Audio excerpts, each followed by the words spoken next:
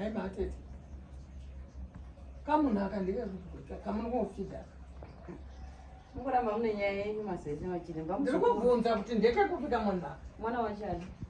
Mwana wachari mafida mwana wachari zvokumupa nenyama pana. Auziye mwana munhu anokuchengeta Jilimba. Mwana takatotambira ndewedu. Hatina zvekuita. Munodarirei kwenyu miteteni? Sei muchida kundipa miedzo pamiedzo ini? Munofunga ndozvikunda here zvamuri kundiitira panapa? Adya chikafu chakawanda sei chamabva manetsera. Ndiye muzukuru wenyu ndiye muzukuru. Makambotenga chikafu pano? Makambotenga chikafu pano here tete? Chale!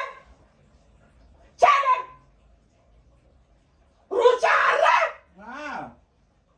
Uya!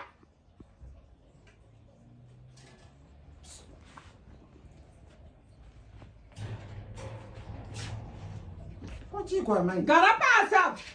Ndikundivhiringidza ndikutenga Tora wasona. sturi yo, gara pasa, tora sturi. Gara. Pandinokona. Ndati iwe, tora sturi yo, gara. Amai nini hamusira iti. Urikuti? Urikuti chi? Urikuti iko kana uchiti handisira iti? Ndati urikuti chi kana uchiti handisira iti? Nyaya yacho ndeyei nyaya yacho. Kaya! Mwana wangu.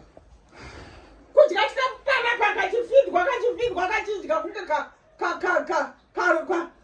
kambuwe. Kambuwe! Nyaya mai, chikafu chine basa rechikafu. Iwe wakambotenga chikafu pano? Imini tete makambotenga chikafu pano here? Ndofidha iwe? Ndofidha bonga iyi? Ndofidha atete vako avo? Ndofidhazve bofu rako? Amai, makabva murendi. Apa muponesa akamuka. Murikuburuka chete.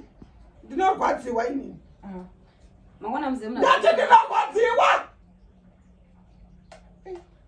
Nema tete chicho. Ndosha Ndozvamurikundishedzera here mama. Nenyaya yechikafu. Nenyaya yechikafu. Tete. Ndosaka makangondizvara zvenyu.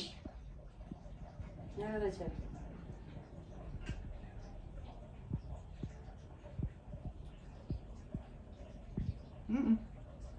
Hakusi kugara.